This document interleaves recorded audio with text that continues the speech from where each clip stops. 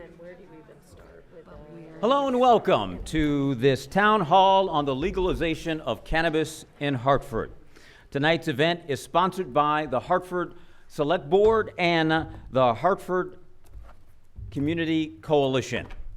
I'm your host for this evening, Joe Major, the Vice Chair of the Hartford Select Board.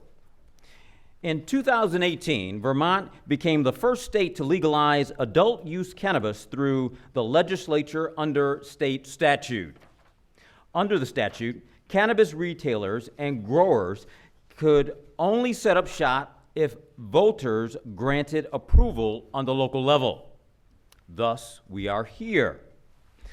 There is a strong possibility that Hartford will ask its residents on Election Day of March 2022 if they want to opt in to allow cannabis sales in Hartford. Tonight we have a gathering of this panel to answer many of the questions that you could have before making an informed decision before going into the voters' booth. Our panel today consists of Stephanie Waterman. She's a 7th generation Vermonter and 18-year resident of the town of Hartford. She is the co-owner of White River Grow Pro, a gardening store with a specialty in cannabis cultivation. As a supporter of common sense cannabis reform, she has spent time lobbying at the state and local level and has been a vocal advocate for small growers and fair access to legal market for all Vermonters. Dave Silberman is an attorney in Middlebury. He currently serves as the High Bailiff of Addison County. Since 2015, Dave has been a leading voice for legalization and regulation of cannabis in Vermont, helping shape and advance the conversation both inside and out of the State House. Dave served as Senior Vice President and Assistant General Counsel to Green Dot Corporation, a financial technology and bank holding company in Southern California. He earned his law degree from Columbia and his bachelor's from Rutgers. Kimberly Gilbert is a regional planner for the Two Rivers Ottaquechee Regional Commission. At Two Rivers, Kimberly focuses on community and economic development projects, including community health and creating creative sector support, as well as town plans and grant writing and administration. She earned her bachelor's degree in anthropology at the University of Oklahoma, as well as her master's degree in regional and city planning. Alan Butney is the professor at the Geisel School of Medicine at Dartmouth. He received his PhD in clinical psychology from Rutgers and did his postdoctoral training at the University of Vermont. He is a director of the Treatment and Development Evaluation Core of Dartmouth Center for Technology and Behavioral Health and also directs a NIDA-funded T32 training program on the science of co-disorders. He has conducted extensive research on the development and evaluation of innovative behavioral treatments for cannabis use disorders in adults and adolescents. Lloyd Hirschfeld has been the director of the Department of Planning and Development Services of Hartford for over 2 decades. The department is responsible for all town activities related to current and comprehensive planning, including zoning, land use, historic preservation, conservation, housing, energy, transportation, community and economic development. Ms. Hirschfeld has her master's in community planning from the University of Maryland and 3 decades of community planning and development experience, first in the Baltimore, Washington area, and more recently in Vermont. Finally, Janet Potter is a licensed alcohol and drug counselor with a master's degree from Antioch University, New England, in Keene, New Hampshire. Janet has clinical experience at many levels, including crisis intervention and medicated-assisted therapy. So my first question for the panel is, Stratford, Windsor, and Randolph voters approve retail cannabis at town meeting this year. Woodstock will decide on whether or not to allow retail cannabis at their town meeting in 2022. Presumably, some of the nearby towns will consider retail sales in the near future. What would be the effect of restricting cannabis sales in Hartford if it could be easily available in nearby towns? Anyone? Dave, how about you? Sure. Thank you all for having me this evening. You know, I'll say this, cannabis is really widely available. And the real question, I think, before voters here is whether you want it available in stores in your town. You know, whether or not you have stores, you'll have sales of cannabis in your town. You have them today. And you also have gifting. That's a thing that is happening more now that folks are allowed to legally grow at home. A lot of folks have joked that it's the new zucchini, that every October, November, you need to lock your car or you're going to end up with a jar of cannabis in your front seat. You know, the question of banning or not banning, you know, I think it's fine that it's up to each individual community to make that decision from like a town planning perspective, from a what you want your downtown to look like perspective. You know, I live quite a bit away over a couple mountain ranges in Middlebury. We had this process in our town. And, you know, I think the conversation is basically the same in every town, which is, do we want it in a store? And so that's up to the local voters. I know in my town, the business community was largely in favor. The downtown merchants in particular were very much in favor because they wanted the foot traffic. You know, and there were folks who were opposed, and I'm sure there'll be folks who are opposed here as well. But in terms of, you know, neighboring towns having it, not having it, yeah, I mean, folks are going to get cannabis one way or another. Personally, I'd rather they get it tested, labeled, and assured for quality. So here's how we'll do this. If you want to have a question from the audience, please just raise your hand. I'll make sure to call on you. Please come up to the front microphone and then state your question. So thank you. So at any time during this thing, please feel free to raise your hand. I guess one of the things, Stephanie, you are considering being a retailer if this were to pass. Why is that? And what do you see the benefit of selling cannabis in Hartford? Sure. So, is it okay? Do you want us to take our masks off when we talk? It's completely up to you. Hi. I am considering being a retailer. At the moment, I'm currently looking at the retail nursery license, which fits in really well with my current business, selling seeds and clones. I am to be decided on if I want to get into the additional regulation that comes with actually selling finished product. It's a very highly regulated business. I do have to say that as someone who has been interested in it, I have been more seriously looking at other towns instead of my own town because the town of Hartford has not yet passed it.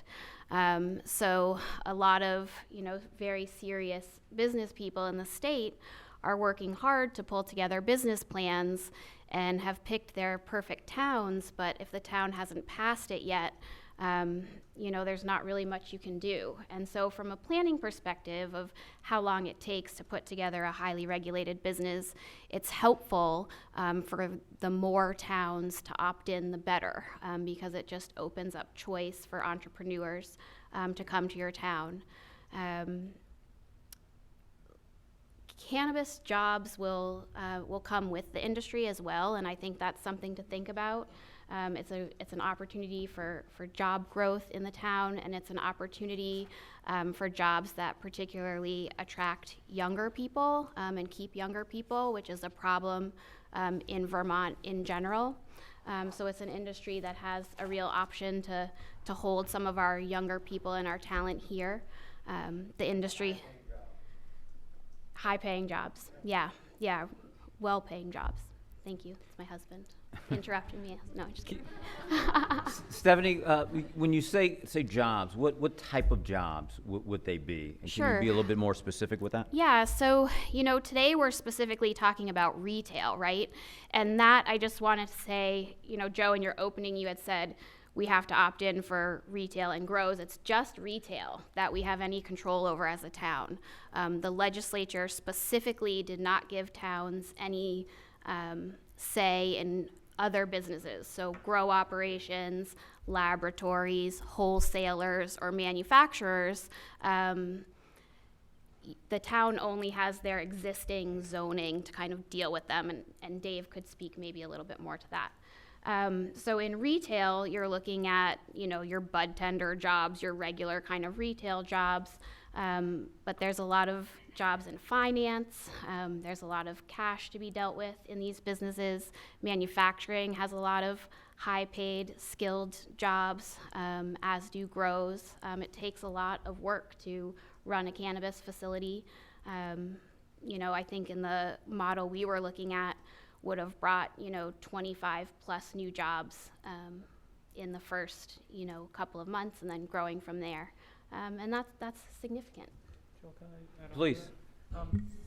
So when I think about jobs in the cannabis industry, there's direct jobs and there's indirect jobs. So the direct jobs are, think about it, plant-touching jobs. So folks growing, manufacturing, selling. So, you could have chemists as well. There's extraction science to be done, and there's bakers and things like that. There's also indirect jobs, so lawyers, accountants, HVAC installers, security guards, things like that are ancillary to the businesses, contractors and whatnot.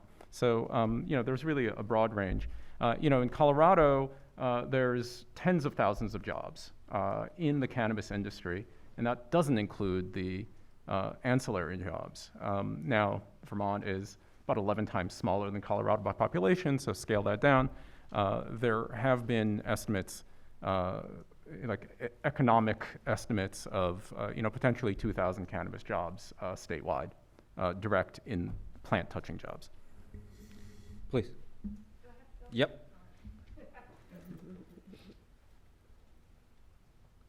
And if you can just state your name and please ask a question. Hi, my name is Paulette Osborne. First, I want to know how many people, I don't see too many people here tonight, so how many people are on Zoom, do we know? I do not know. I do not know. I'd be curious. I support this issue, and so I want to talk about the benefits to the town of Hartford. What the benefits would be besides jobs, but financially, right? There would be some benefits to the tax base, et cetera. Happy to take it. I don't want to be the only one talking, but happy to take it. Oh, we'll get to the rest of them. Don't worry. Right now, if a town has a local option tax on sales, it would receive 1% of sales. There have been efforts for several years already to have more tax revenues flow directly to towns. The Senate, when it passed the bill in 2019, allocated 2 percentage points of sales to towns. The House went a different direction because the Vermont League of Cities and Towns came in and said, it's not good enough to give 2% to the town where the cannabis was sold. We want 5%, and we want that to go to every town based on population, not based on where it's sold. So whether the town has it or not, we want 5%. And the legislature kind of looked at them and said, you have 3 heads. And so the House took it out and left towns with 0 unless you have the local option tax, and instead told towns, well, if you really are concerned about costs, we'll handle that with fees, because that's how we in the legislature handle costs. We handle costs with fees. And the League of Cities and Towns went to the control board and made the same argument, but couldn't actually enunciate any actual hard costs and didn't have any estimates. So the control board said, you get a $100 local license fee, which is about enough to cover the cost of doing a local license. So right now, if you don't have a local option tax, there's no direct tax revenue. There would be, though, potentially Property tax revenues through growth of the grand list as new buildings are built or old properties are refurbished and increasing their value. And of course, there's the economic benefit generated by jobs and more people coming into town and spending their money in town, et cetera, et cetera. And there is, I feel like there is a good amount of effort towards bringing back that 2%. Jeanette White from Windham County, the senator in Windham County, has said that she's going to introduce legislation with a 4% tax going to the towns. That sounds to me like a negotiating strategy to get the House back to 2. So that's my sense. Can I add to that for a minute? And Lori might be able to better speak to this than myself. But in a discussion with Coach Christie, he was saying that there could be some benefit to the town if a dispensary was operating within our TIF district, that could somehow indirectly affect some of our monies that come through our TIF funding. Is there? Well, that would only relate to the issue of grand list. If it increases the value of the grand list over and above the original value of that property, then we would garner some additional funds in the TIF district. But that may or may not, it's so particular to a property. So Great, thank you. Lori, obviously some people that have reservations about having this in our town, the zoning and where these dispensaries would they be near schools or things, or nurseries or things of that nature? Can you speak on where they are allowed to have their businesses? So I think what we're talking about here are two different stages. So the initial stage right at this point is opting into whether or not this would even be an eligible use to be allowed within the town of Hartford. There are many different zoning districts that we have that define use: retail, commercial, manufacturing, all these kinds of things. And those are not in every zoning district. Some of them are allowed without extra permitting. Some of them may need to go through a site plan review. Some of them may need to be conditional use, and some of them may not even be allowed within a particular district. There is a provision within the law, and I think Kim could speak a little bit more to this in the particulars, but there is a provision in the law that allows a municipality to actually look at where it should be allowed, whether or not that would have restrictions in terms of how close it could be to a school or so forth within particular districts. We cannot zone it out. So we cannot say, put so much restrictions on it that there's no place in where it could be. It's akin to other things that we have done within the zoning regulations already that speak to you can't have, well, it may be, you can do no smoking zones around school districts, for example. And so those are the things we could put in place, but it's kind of a two-stage. If the town opts in to do that, then we would look more extensively at the question of where it should be placed from a zoning perspective. Please. Yeah, and I was on a meeting today for the Substance Misuse Prevention Council, and the chair of the Cannabis Control Board was there and talking to us about it still is under the drug-free communities, so they have to be 500. So the minimum, the absolute minimum, stays as a federal 500 feet from any school, daycare, or educational facility. So that is the minimum, but we could add to that as a town if we felt the need through zoning. Kim, if you want to add to that. Yeah, I'll just add in that, if the town does choose to opt in, and this becomes allowed in Hartford, at that point then, if the town decided to create its own local control commission, then those zoning rules and things like that would come into place. So the town could require that any establishment needs a local license as well as a state license. And so that's where the town would have the opportunity to add on to that existing 500-foot rule around schools, for example. So just to Can I comment just for a second? So I'm not here as a town planner or anything, but so far it's all about this positive economic boom in the cannabis industry and for your property values. You know, that's all very much speculation. Just like cannabis, you're going to get better product when you have a store. There's lots of cost behind the scenes in an industry, and the industry wants to make money. So the costs to your town when you have a drugstore, it's basically a drugstore. It's not just a quote cannabis store, it's a drugstore. We already have medical things, so this is just to buy a drug. There's going to be enforcement.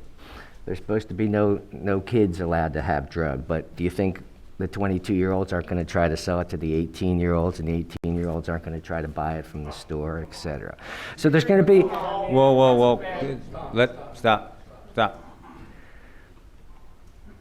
We could just have let's just do it. But, you know, I think you want to have a conversation, and when the industry is the one that's telling you how it all works and promising you that you're going to make money as a town, and your property values are going to go up and you're going to have high-paying jobs, I mean, they're not here yet, and you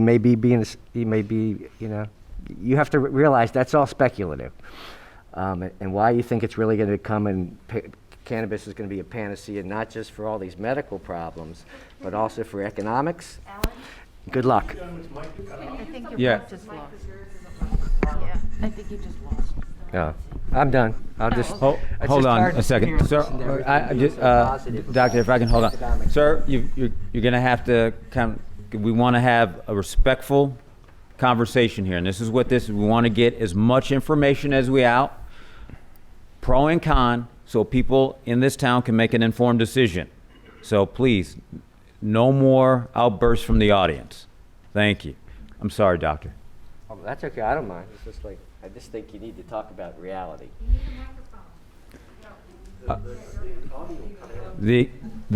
Is this on at all? Oh, all right. Sorry. No, that's okay. Sir? Yes, I'm Corey Birchman. I am a physician, anesthesiologist for over 35 years. I've been involved in the medical cannabis industry as an advisor for nearly 30 years. And I just would like to point out a few facts and some data.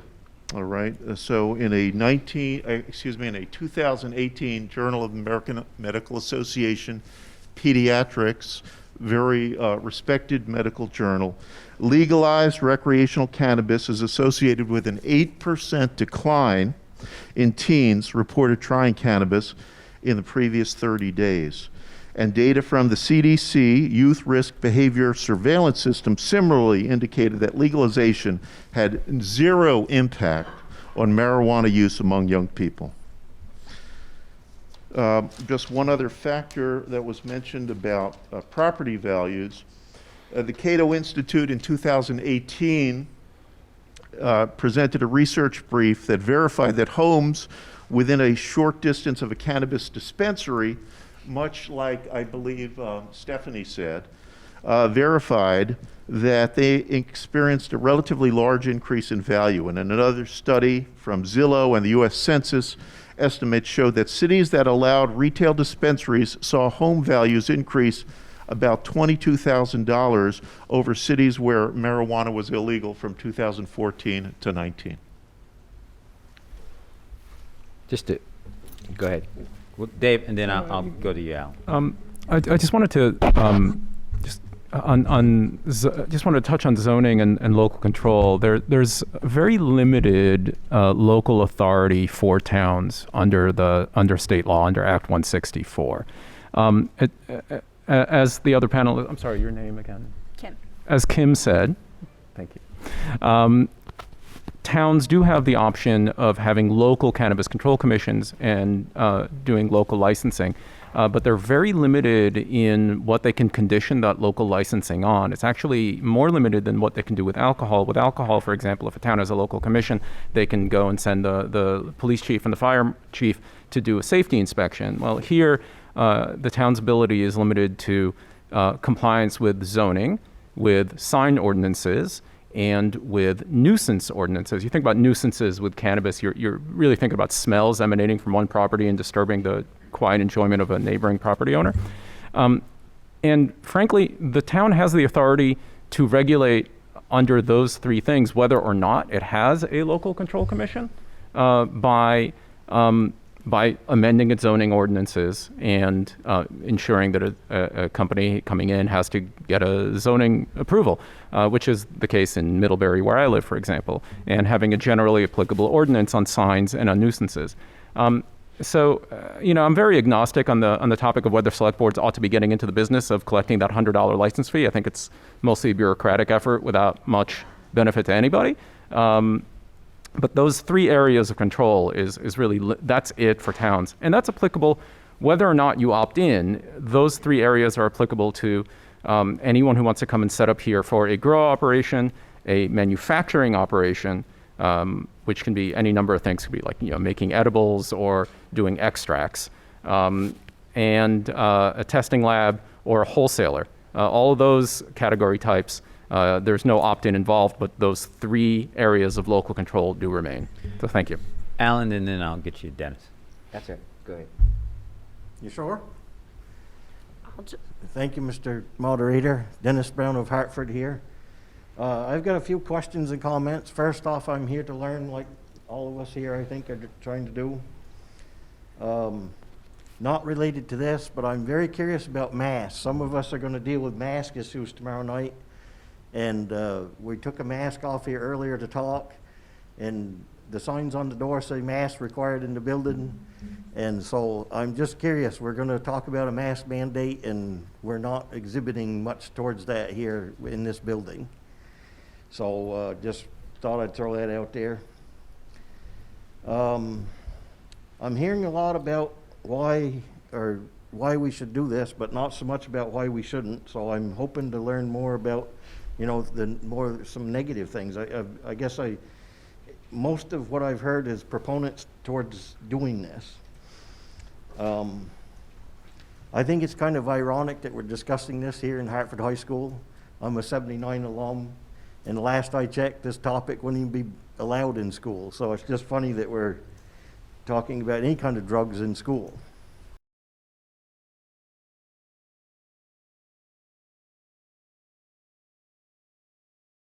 Earlier, and I'd asked a question in a recent select board meeting if lot money if this would help us as far as our lot money, because we do have a local option tax here in Hartford, and I was told it wouldn't, but you made it sound like it would, and so I need to get some clarification on that.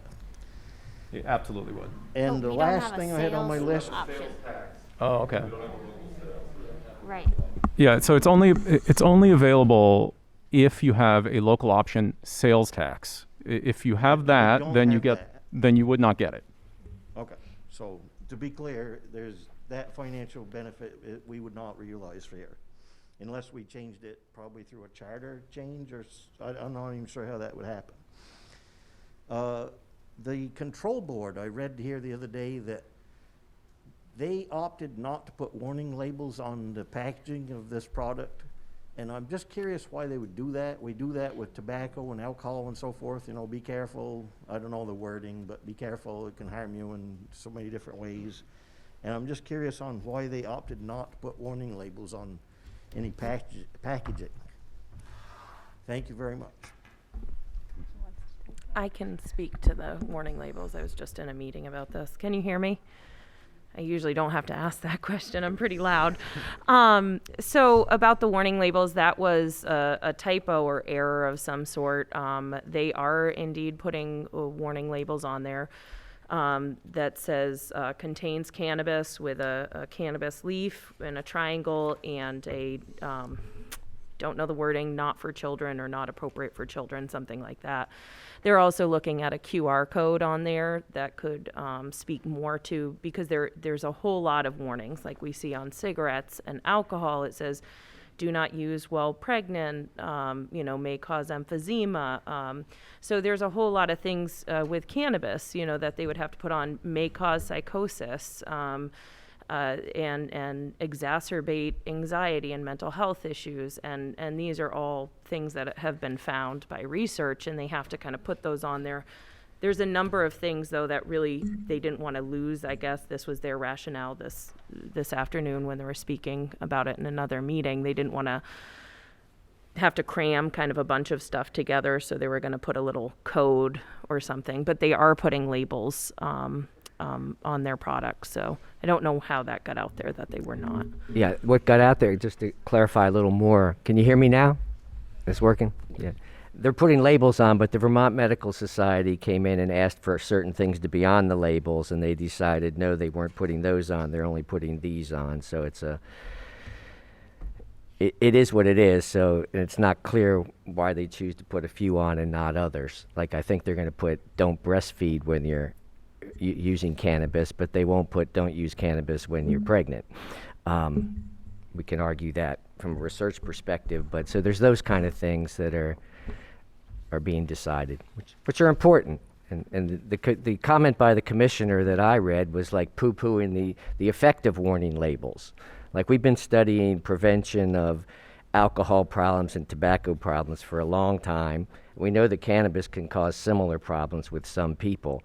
And we know that warning labels are worth doing and worth doing right. And so I think when you're going to try to retail cannabis, you should try to do it right and not just push forward really quickly because we think it's going to be an economic boom. That's kind of my point from before. Is there's lots of things that could happen ahead of time to make it safer, to make it, a more contained operation, to limit possible damage. We don't need to move forward so quickly because right now things are not worked out and the science is not being listened to. But it could be, and it could be better. Can I just add one more? So as I talk about psychosis, I hope you all understand that's a disconnect from reality. It's something that is a medical condition. We need to hospitalize teenagers for that. I myself have hospitalized or helped to hospitalize teenagers for that in this area. And unfortunately, as we're looking to increase the cannabis coming in, whatever adults have, kids will get. That's just kind of that's how it filters down. So we need to look at doing it in a way that we are sending clear messaging and protecting youth in that way. I am highly concerned because if anybody's read the paper, you can see there has been for years. There are 0 teen substance abuse inpatient beds in the state of Vermont. Let me just say that again. There are 0 inpatient beds for teenagers for substance use disorders in the state of Vermont. There are, I think, 20 beds at the Brattleboro Retreat. So we've got kids sitting in ERs sometimes for weeks at a time, weeks, not days, weeks at a time in a substance-induced psychosis, sitting in an ER at Dartmouth or, during this COVID pandemic, we've had a number of kids wait for weeks for a bed to be open. So I just want to put that as a potential issue. Thank you. Joe, may I, just on Please do. labels? So there are, the draft rules are out on the website of the control board, ccb.vermont.gov. And there's about 4 pages of rules on packaging and labeling. So any product packaging has to be child resistant and opaque. It has to have warning labels and symbols. The warning label is long. This is a cannabis product and has not been analyzed or approved by the Food and Drug Administration for use by individuals 21 years of age or older, registered qualified patients only. Keep this product away from children and pets. Do not use if pregnant or breastfeeding. Possession or use of this product may carry significant legal penalties in some jurisdictions under federal law. It may not be transported outside of the state of Vermont. The effects of edible cannabis may be delayed for 2 hours or more. Cannabis may be habit-forming and can impair concentration, coordination, and judgment. Persons 25 years or younger may be more likely to experience harm to the developing brain. If it is against the law to drive or operate machinery when under the influence of this product. National Poison Control Center, 800-222-1222. That's the label that they're proposing to be on every cannabis product sold. It's a lot. And it has 2 bugs on it. One is a big red, contain THC. The other is a big red, not safe for kids. There's also a bunch of rules about advertising and where you cannot advertise, which is most places. There are a lot of rules on this. They were developed through a subcommittee process that Dr. Levine from the Department of Health was on. It was driven by the Department of Health. So there's a lot of work that went into this. And I think, the recent news coverage was driven by this Vermont Medical Society press release that came out, and it didn't quite, often news coverage misses some nuance. So I encourage you all to go to ccb.vermont.gov, check out the rules. There's quite a lot. I also want to say the people at home on Zoom can now comment, and we can make sure that your comments and/or questions get to our panel. Marcy? Thank you. Marcy Bartlett, I live in town here. I prepared a whole bunch of things I wanted to say. I've spent a lot of time asking questions of those already in my world, trying to learn about this. And at select board meeting, I spoke up recently. It's a pretty emotional subject. But the research I've been trying to do included something I found on Vermont Digger about the warning label thing. I could read just a brief piece of that if you don't mind.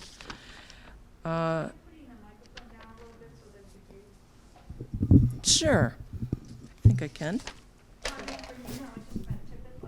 Tipping it. Is it on? There you go. This is from Vermont Digger. The Vermont Medical Society recommended that the board and the legislature ban products that contain more than 15% THC, which is the psychoactive component, yeah? Mr. Pepper, who's the director of the Cannabis Control Board, said that recommendation would go against the stated purpose of cannabis legislation, which is to replace the illegal market. In order to do that, we have to provide the products that the illegal market is supplying. To think that people that are growing for the illicit market are trying to cap their THC at 15%, it's just not a product that's prevalent on the illicit market, and therefore I think it's important for the board to recognize that. One of the things in any kind of public debate you learn soon on is who frames the conversation. And I appreciated what someone said earlier about those who are obviously in favor of having something like this in our town. And I also said to someone earlier, the older I get, the less I care what people think. Welcome to the world. I know, right? And I lived through the years of the whole tobacco conversation and the thing that goes with that.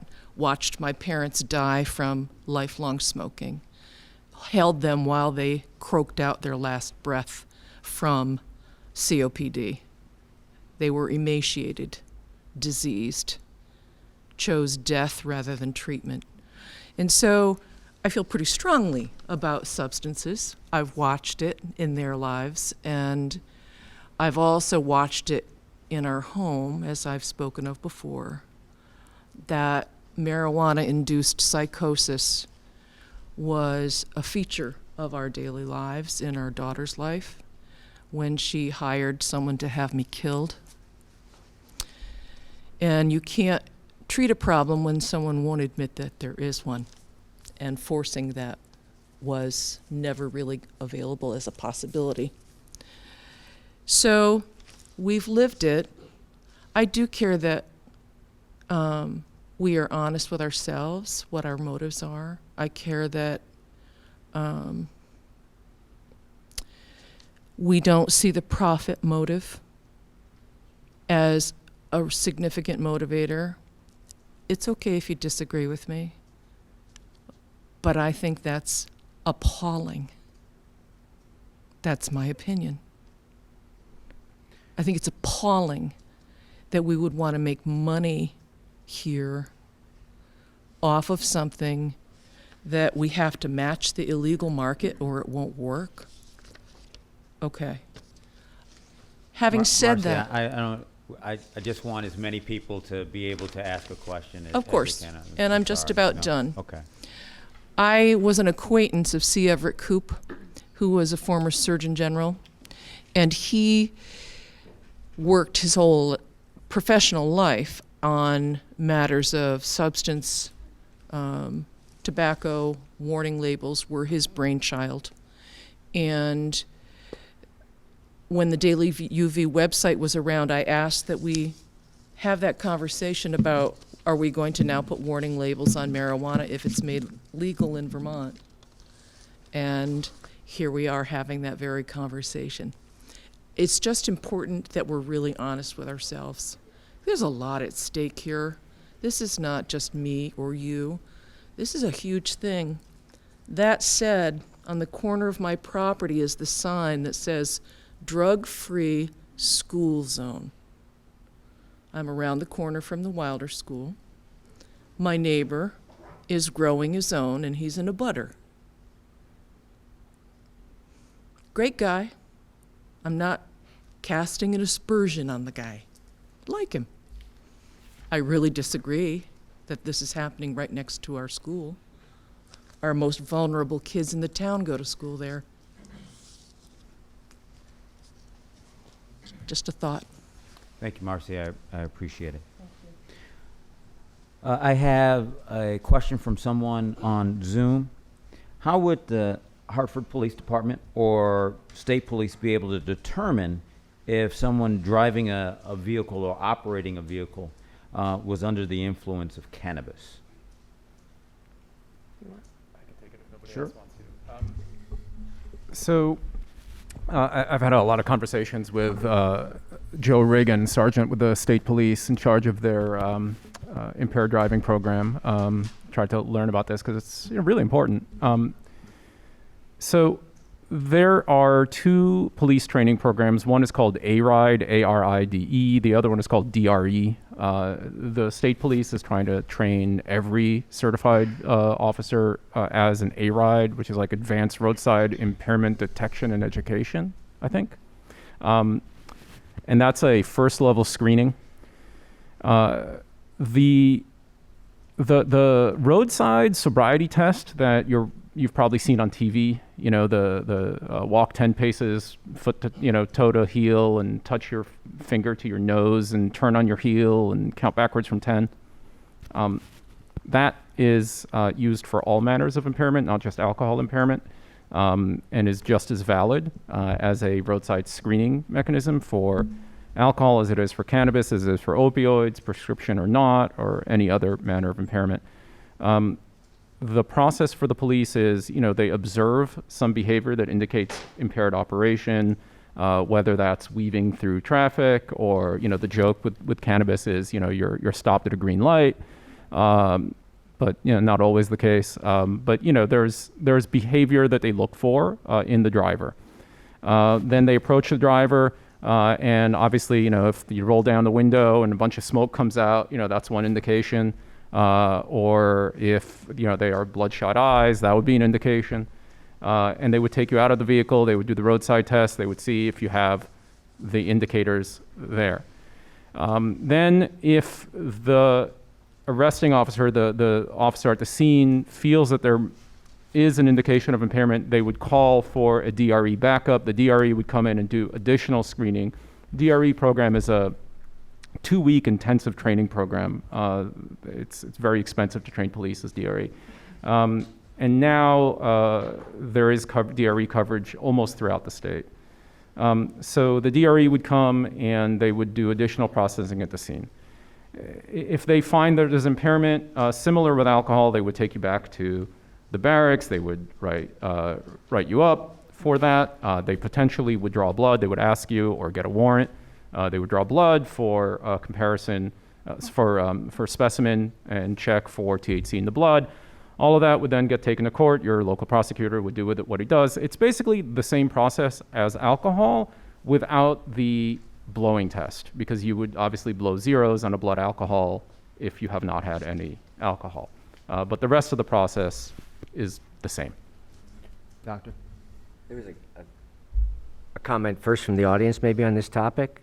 Then I'll... I mean, it's not necessarily on this topic. It's a general comment that I'd like to make. I just like Well, Oh, if it's not, I thought it was about the driving one. Oh, sorry. And wait, I think part of the problem with testing for cannabis intoxication is we don't have a test that definitively will say that that person that gets observed as being impaired as the cause is cannabis. Whether it's the blood test, the saliva test, none of them are reliable enough to hold up in court. That's the problem. If that was the case, we probably would have legalized cannabis 30 years ago, but that's been the big holdup, is people are worried that they can't detect intoxication.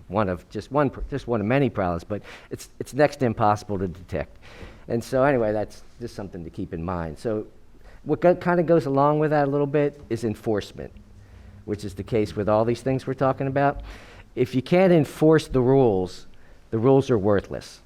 And enforcement costs money, and you need a way to figure out how to enforce things effectively. Can you be specific on enforcement and exactly what you mean? Yeah, so for enforcement, say, let's talk enforcement for cannabis intoxication. When that person goes to court, you will not be able to prove that it was cannabis intoxication. They may still get driving impaired in some kind of minor way, but they will not get cannabis intoxication if they have a good lawyer. Following the rules for all the enforcement of whether or not the products that are being sold and whether the regulations that the stores are abiding by have to have enforcement behind them. Those rules that the gentleman read like really, really quickly, like they do on TV when you have a big farmer presentation, kind of minimizes all the rules and you have to like actually enforce those rules or they're meaningless. And enforcement costs money, time, and energy. Thank you, Doctor. Can I just speak to Please. this really quickly? So cannabis is a tricky drug, and so it takes about a month to get out of your system. So, I mean, when you talk about alcohol, it's a little bit more complicated than that. We're talking 3 days for approximately, right, for a half-life on it takes a long time to get out of your system.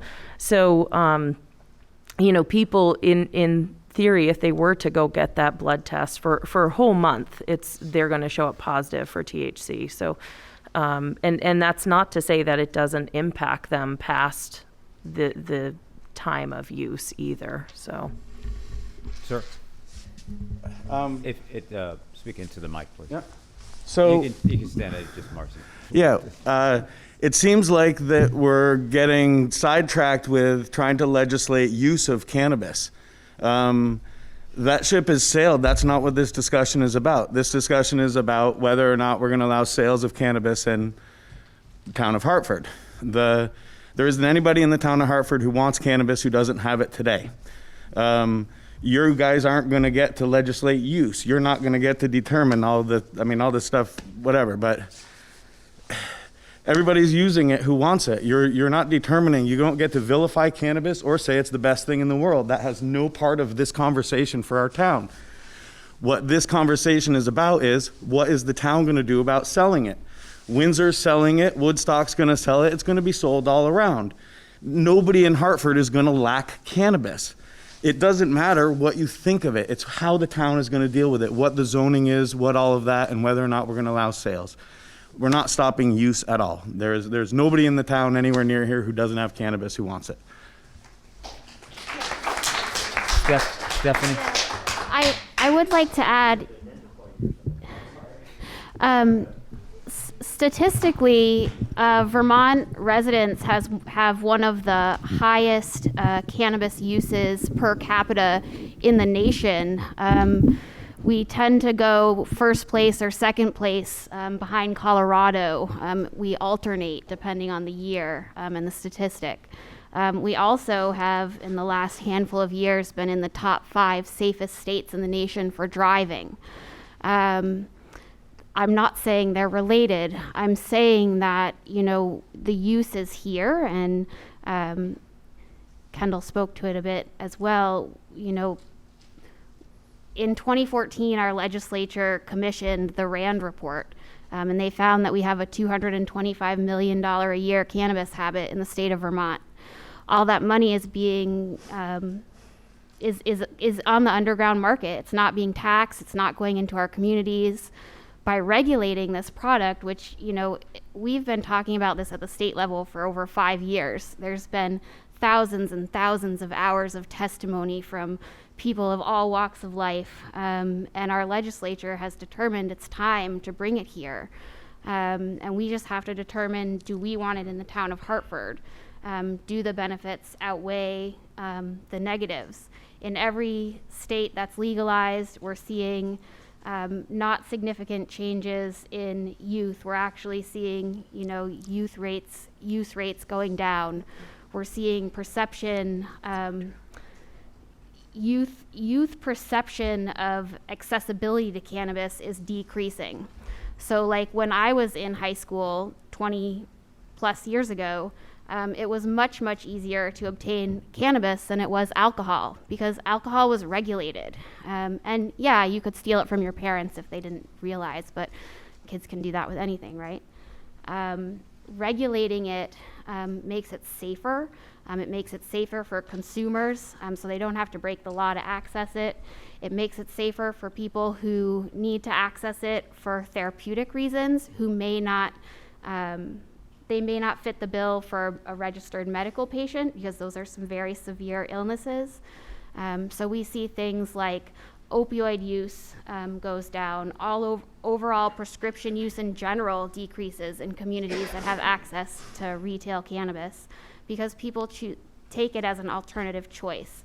And really that's what it is. It's a plant that we've been using for millennia for many different things. Hold on one second. This one is for Janet, and it's from one of our Zoom viewers. The Hartford Community Coalition has worked very hard in our town to disperse substance abuse. What's the stance of HCC, and do you think this will bring more issues and problems to our town? I don't think I can answer that. That's pretty big.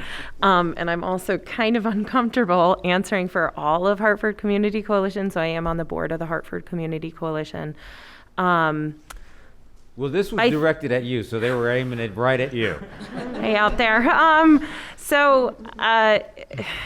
It is hard. I think these are all valid points. I think people who have weed, they're going to get weed. I mean, we see, I think part of the reason I was talking tonight is, what are we seeing in town with kids? Kids are getting medical cannabis from Maine right now, however that happens. And they are also purchasing lots of stuff online in a fully unregulated, well, I don't know if they try to be regulated. There are these sites that say, are you 21? Click if so, and you're in.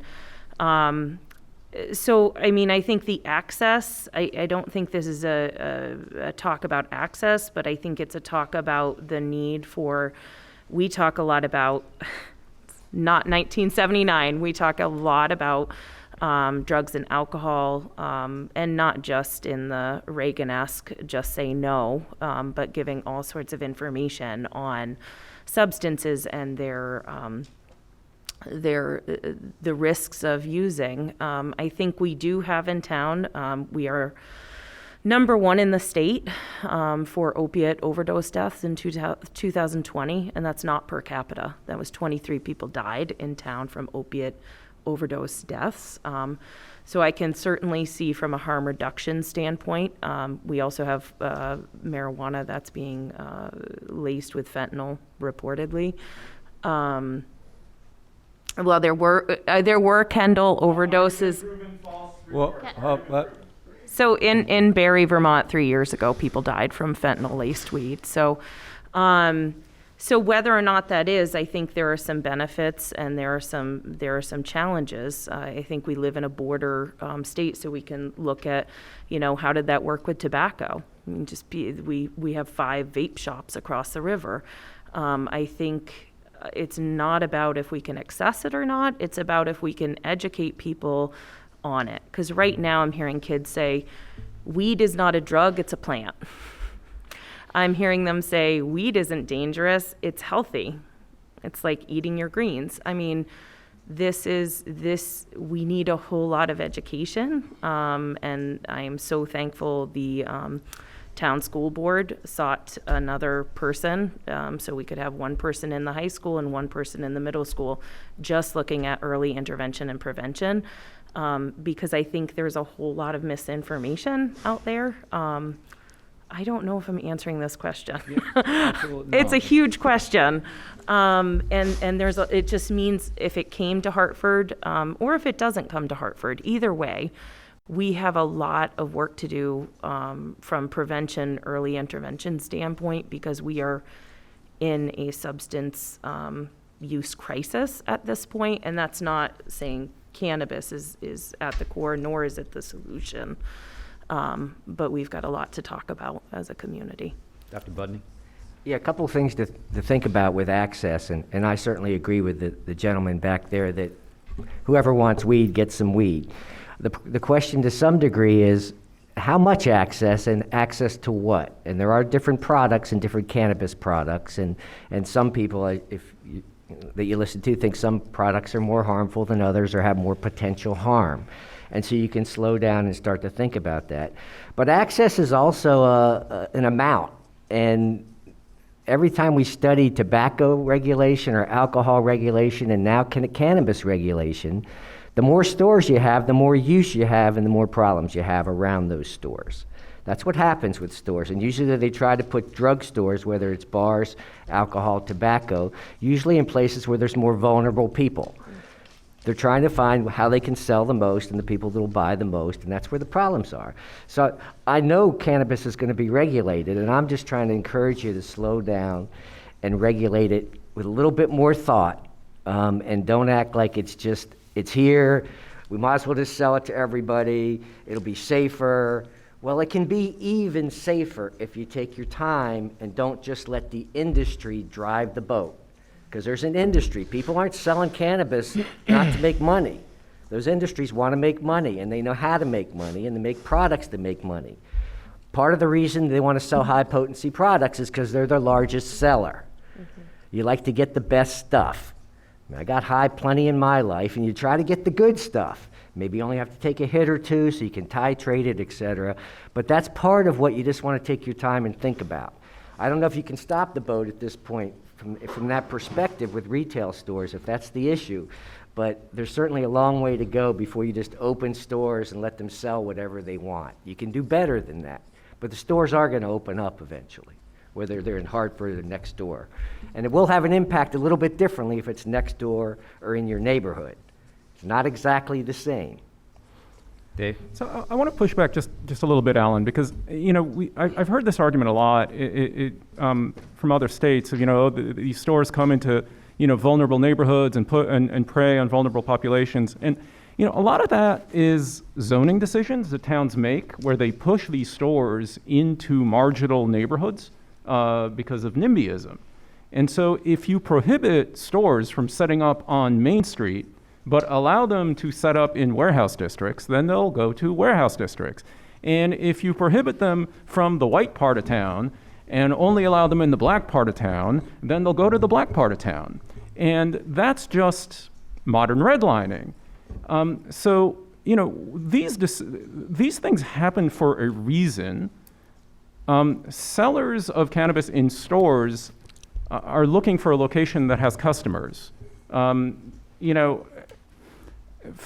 In Vermont, you should expect these stores are going to, if you gave them the choice, all else equal, will come to Main Street where the customers are. But if you push them out, then they'll go where they're allowed to be. So that's a local zoning decision that needs to be made. But I think it's just a misnomer to say that these stores naturally go to prey on vulnerable populations, because I don't think that's how it actually has played out. I mean, there is a store in Aspen, on the beautiful main walking street of Aspen. It looks like the Apple store. You walk in there, you wouldn't even know what it sells, but it's a cannabis store. They're not going to, they're looking to sell to affluent people. They're going where affluent people shop. Sir. Yes, hello. Oh, sir. Wow, upgraded. My name is Jacob Breitbach. I'm a professional musician here in Hartford, and I live in Wilder. I'm a transplant from Iowa via Seattle, where King County legalized marijuana in 1999 within the city. It made it a lower priority than a parking ticket. I want to just make a couple of points. One, overall, overarching, and then specifically on this point, that language and words are very important.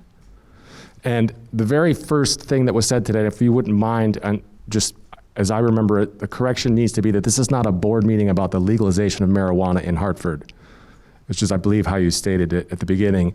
So if it could be corrected for the record that Hartford already has legal marijuana. It's legal to have, consume, to trade, period. We're not discussing, there is no discussion to be had about whether marijuana is legal in Hartford, Vermont. The question is, will we have a dispensary in Hartford? Okay? And so that would be a correction for the record that Mr. Majors made. I don't think it was intentional. It's just a statement that caught me right away. And then I've been on alert for other language and words specifically used that, to me, are bad faith arguments of a spurious nature. Okay? The statement that you just made, the point that you just wanted to make, is just, it confounds me. There are 2 gas stations within 30 seconds drive here that sell beer, unlimited amounts of beer.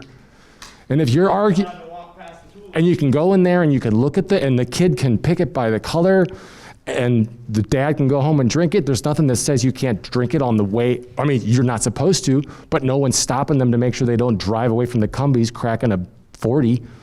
So these arguments that are being made on bad faith, they upset me at a core level as a human being and as American. If we had a problem with things that were dangerous, we would be talking about if we wanted to have tobacco being legal in Hartford, whether we wanted alcohol to be legal in Hartford, whether we wanted firearms and ammunition to be legal in Hartford. If people want access to those, do we want them to get them illegally? Do we want people getting access to illegal firearms? No. No one wants that. We don't want people getting access to allegedly laced marijuana. Let's regulate it. Get it taxed, doesn't matter to me. I am a consumer of cannabis, and I grow my own cannabis. In Wilder, I am the youngest cannabis grower on my block, and I'm 40, okay? By far younger than anybody else on my block growing pot, okay? So words really matter. The word marijuana was used a long time ago, very specifically to create bad faith arguments. The documentation that Kimberly gave last week or a couple weeks ago at the select board meeting was fantastic. I recommend people go back and check that out. I appreciate what Stephanie's doing. I appreciate everybody being here in this conversation. And I don't know that I really have a question per se, but to ask you all to use language and be careful what language you use and where the purpose of your arguments. Are we having a good faith argument, or are we just trying to scare people? Some of this literature out here on the table is absolutely shameful, with just scare tactics and language that is, I'm embarrassed to see it. I know it's a school. Okay, if we want to talk about scientific studies and information, the United States Justice Department commissioned its own inquiry and study into whether the DARE program worked, and it determined that the DARE program did not work in the late 90s. It was a joke, okay? So again, my name's Jacob Breitbach. You can't see my face, but that's it. I smoke pot, and I managed to make it to the meeting and on time. Yes, go ahead.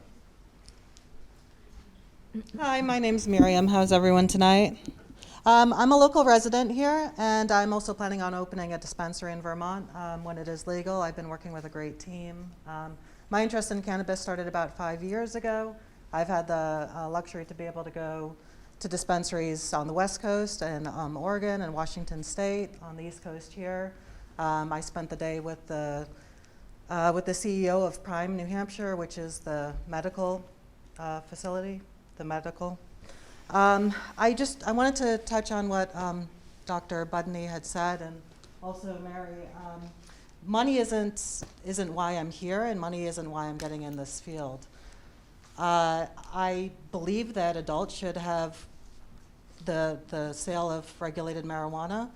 And I also, as a mother that's raising my children in this community, my business partner is too. it's imperative to me that our streets are safe and that this is done in a safe manner, that is done respectfully and responsibly. I'd like to work with the town of Hartford to make that happen. Of course, we don't know whether Hartford will opt in or not, and so of course there's other towns on the outside. And as Dave said, it's good, the stores are going to open one place or another. But I would hope to be able to open in Hartford, and I think that it would be good for our town. Thank you. Oh.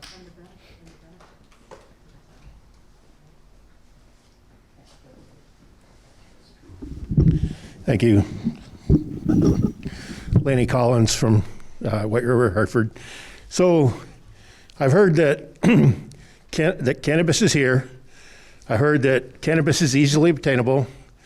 I've heard that cannabis can be brought in and consumed from outlying areas of the state. So everybody that wants cannabis can get cannabis. We've already heard that. I've already been told that the town can't make money off it, off the local option tax. So my question to this board is, you haven't given me personally any evidence that if you build it, they will come strategy for spending money in the town is relevant yet. Because if we can't make money as a town off the sale of it, which is what the lure is to this that I've seen, I don't understand what the benefit is, because I want to know from studies within Colorado or wherever this is currently legal, if you don't have a tax on it that the town or the city is getting money from, what is the benefit to that town? What I can see for disadvantages to the town, from my perspective, is that it's going to require increased police. And I'm not positive on that. I'm just saying from my perspective, it would require increase in police, which is going to cost the town. So where's the money going to come from to pay for that increase in police presence that's going to be required? I guess the other question I would have, and this would be for Stephanie and Lori and maybe Kimberly, is that I see cannabis as a three-headed snake, in that you have to grow it, you have to process it, and you have to sell it. So is Hartford going to be the area that we're going to grow it, we're going to have extraction, and we're going to sell it? And if so, where is it that we're going to grow it? Where are we going to have extraction? Again, and where are we going to sell it? Because each of those processes take up quite a bit of area to do.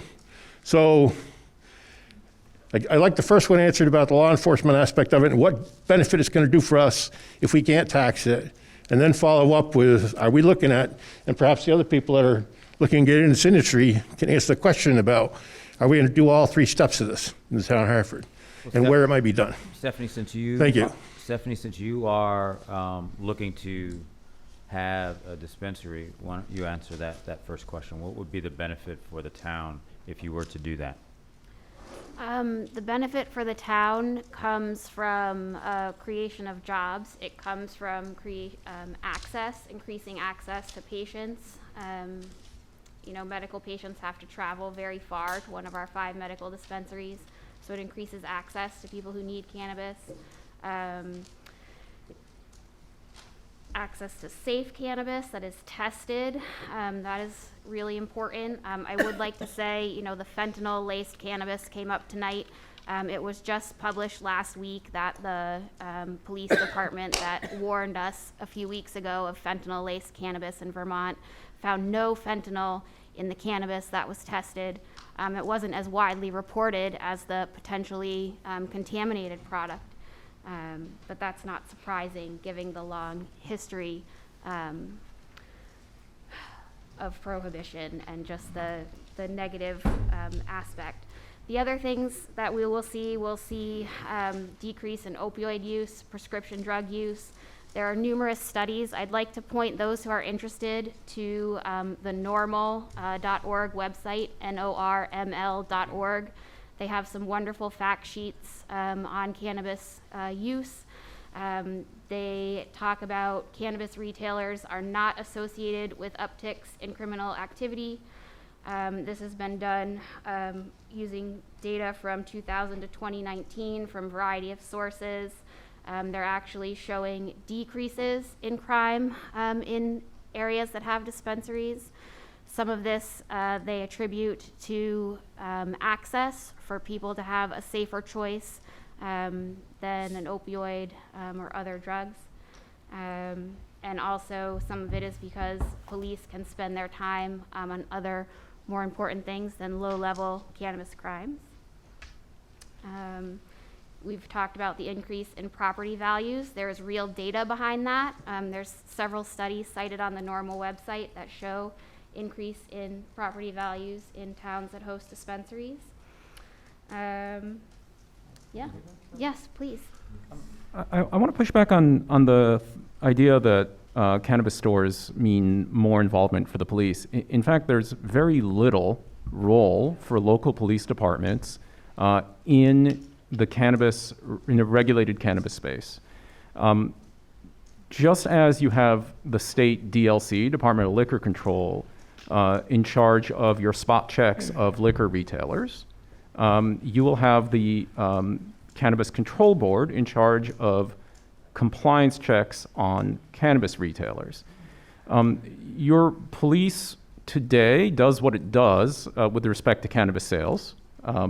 That, again, they are absolutely occurring in your community. Cannabis is being sold. There is no evidence that there has been more need for police spending as a result of cannabis stores opening in one community versus its neighboring community that doesn't have stores. You could take a look at Colorado. They have local control similar to Vermont, where a town can opt out, and you have towns right next to each other, and you don't really see any difference in police spending. I mean, look, police departments are really good at eating up huge portions of town budgets, and I'm sure they'll spin up a good story next town meeting about why they would need more money, but the data doesn't really reflect that need. Hi there. My name is Melanie Sheehan. I work at Mount Scottney Hospital in Windsor, Vermont, and I've been very involved in this conversation working with the town of Windsor, who did vote to opt in. I'm hearing a lot of misinformation that I think it's important to correct as you all sit with this desire to want to explore the facts on both sides. Woodstock has not yet called a vote on this issue, and it was said before that Woodstock is going to sell it, and that is not true. I think the problem with this issue, and I think I 100% agree, you really need to stick to the issue of retails in this town.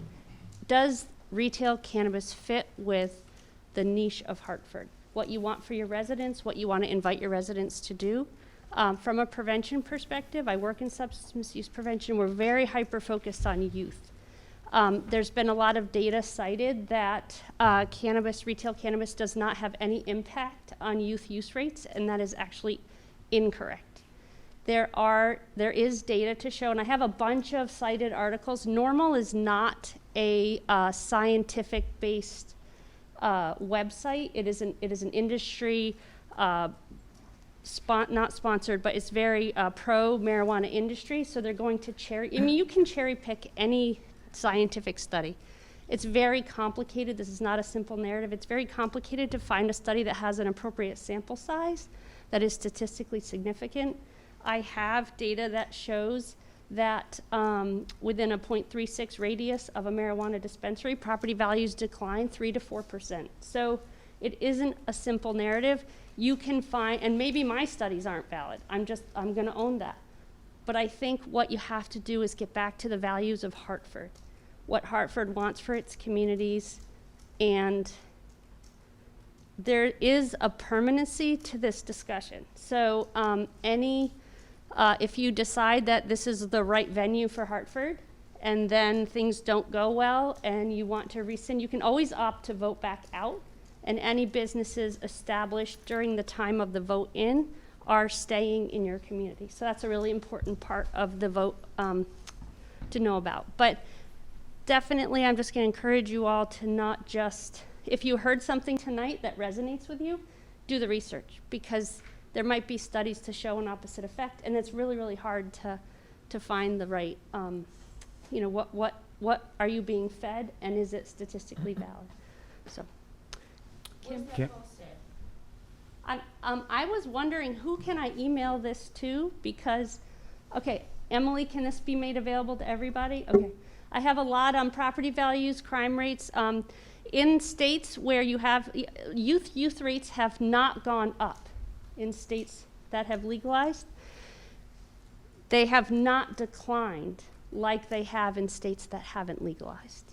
No, it's just a matter of comparison. Yeah. Data to data. Yeah.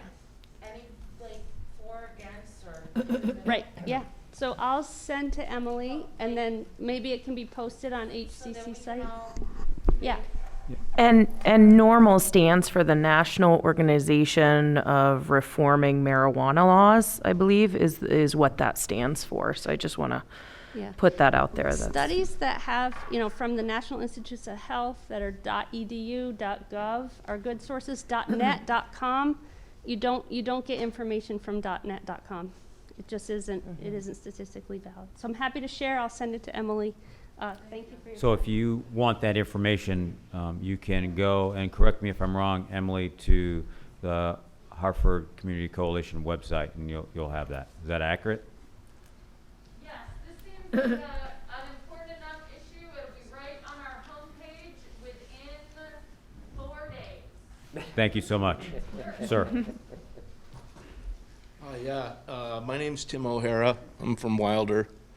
I just wanted to take the opportunity to make my personal stance known that I do favor having retail sales of cannabis in Hartford, and it fits with my view of the culture and my view of what Hartford and White River Junction Commercial District is all about. That said, I think that going back further to the problem of not being able to tax the sales locally, that we made a mistake in not having a local option tax in town. And I hope that concurrently with this decision, which I think ultimately is probably going to pass, that we would revisit the idea of adding a local option tax. And I don't know what the mechanism would be for making that happen, but that would be my hope. Thank you. Thank you. Our town did vote a few years ago to add a local option tax for alcohol sales within the town, and it's restaurant and alcohol. And so that would be something that, in my view, I'm in support of local options for the town. I think the town should get something from it. I do want to point out the discriminatory nature in which we talk about cannabis a little bit as well. This whole concept of having to opt in to allow a business in town versus the opt out is discriminatory in and of itself. I truly believe any community should be allowed to opt out of any business that they don't want in their community. But if you substitute any other business, are we going to allow restaurants? Are we going to allow convenience stores? Are we going to allow alcohol stores? It has to go to a vote at the town. We're limiting it, and it's connected to a deep history. The history of prohibition that has been so tainted and has been rooted in racism and corporate greed going back 100+ years.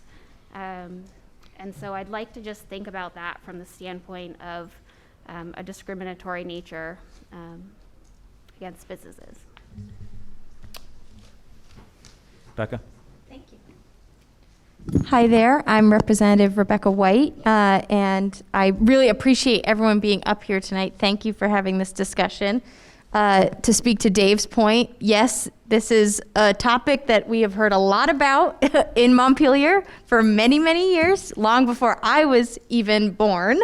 So it's interesting to hear it come full circle today. So I just have one question, which is, and I'll start by saying, if this were to be on my ballot, I would be voting in favor of having a recreational retail location in Hartford.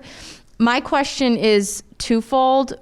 if you could describe the licensing process, because one of the things that I most appreciated about the process in Montpelier was we wanted to infuse equity into the licensing process. We wanted to infuse local, and we wanted to infuse minority and women-owned businesses. So I was wondering if you could speak a little bit to that process. How does someone go and get a license who then would be potentially able to open a retail store? And then my second question is, I don't know if we were to pass this, are we able to limit the number, or how does that work zoning wise? Is it how many in a certain area? I don't actually know that. So those are my two questions. Kim, if you can go to the zoning, and then Dave, if you can speak to some of the social equity, I'd appreciate it. Kim? Right. So as far as zoning, yes, you would be able to, through our zoning ordinance, discuss and decide things like location and density. So that is something that the town would have say in. And then that can be a condition of the local licensing. So to get that local license, the cannabis establishment's application would have to adhere to the town's bylaws. Social equity is, in the cannabis industry, is a really fascinating topic. It's talked about a lot, and a lot of states have done it very, very poorly. And I hope Vermont is on the right path from what I've seen. So right now, the control board has proposed a set of rules that would create some preferences, big and small, for qualified applicants, which they've basically defined as, to just be really quick about it, is women and minority-owned businesses. Women and minority-owned business applicants would be at the front of the line for, their applications would be, literally at the top of the pile as they review them. They would, if the legislature approves, Becca, they would get a fee waiver. So, for example, there is potentially a $5,000 fee, annual fee to get a license for a retail store, which would be waived in the first year entirely for a women or minority-owned business. And also the state is required, I really love this provision because I wrote it, thank you Dick Sears for putting it in the law for me, that they have to, the control board has to work with the Department of Labor and Department of Corrections and ACCD to come up with business and technical assistance programs for women and minority-owned businesses, but also for folks coming out of correctional settings, which I think is really cool. In addition, if you've had prior legal run-ins with respect to cannabis, you're also a qualified applicant. So, folks who have been disproportionately impacted by the war on drugs, folks who, let's be clear, folks like me have never had a problem with cannabis because the police don't look to arrest people like me. In Vermont, before we decriminalized possession, Black Vermonters were over 4 times as likely to be arrested for cannabis possession than white Vermonters, even though Black Vermonters and white Vermonters use cannabis at the same rate. Still today, Black and brown Vermonters get pulled over 3 to 4 times as often as white Vermonters by our police departments at the state, local, and county levels. Vermont has the nation's worst. We are number 50 in racial disparity in our prisons. If you are a Black Vermonter, you are 11 times as likely to be in jail as if you are a white Vermonter. That ought to shame every single one of us here. That is horrible. Now, not all of that is drug crimes and not all of that is cannabis crimes, but when police pull people over and search their vehicles, they are almost always looking for contraband, and that contraband prior to us legalizing possession was a majority of the time cannabis, because the police were looking for the easy mark. And that's when we changed the law to allow possession, we changed the law to also prohibit the police from searching a vehicle based on their perceived smell of cannabis. And that immediately cut down the number of searches In Burlington, where we have the data, in the year after we legalized possession and banned that search, it cut the number of police searches of vehicles by 70%, 70% fewer searches of vehicles, when those vehicles were being searched, again, with a 3 to 4 time disparity racially. So there's a lot of really bad racial history with cannabis. Today, you can grow 2 plants at home if you own your home, or if your landlord has agreed in writing to allow you to grow at home. I don't know if any of you here are renters. I guarantee you that if you are, there is not a clause in your lease that says you can grow cannabis in your house. That's just not a standard lease term. Now, okay, Dave, what's that have to do with racial disparities? Statewide, about 3/4 of white Vermonters own their own home, and about 22% of black Vermonters own their own home. Guess who we legalized home grow for? White people. So, yeah, there's a lot of work to do, and I think what the control board is going to do with licensing preferences and the programs that they have in place, I mean, it's great. But we have a lot of work to do to unwind 80 years of the war on drugs and the impact it has had on communities of color throughout the state and throughout the country. We have a lot of work to do to decarcerate America. Ma'am. I just wanted to piggyback off of what you're saying. I think that's the ACLU data. In Windsor County, it was actually the second highest. 11.2% more likely black people were to be arrested for marijuana possession. So me, myself, I had 11.2% more likely chance of being arrested than the majority of people in this room. And again, that was just in 2018. The one county that was higher than us was Washington County. Thank you. Wow. So, obviously we have a lot to chew on over the next few months. This more than likely will be on the ballot, and you will have to decide whether or not we have dispensaries here in Hartford. I appreciate you coming, and I appreciate you on Zoom, and I appreciate our panelists, and hopefully when you enter the voting booth in March, you'll make an informed decision. Thank you.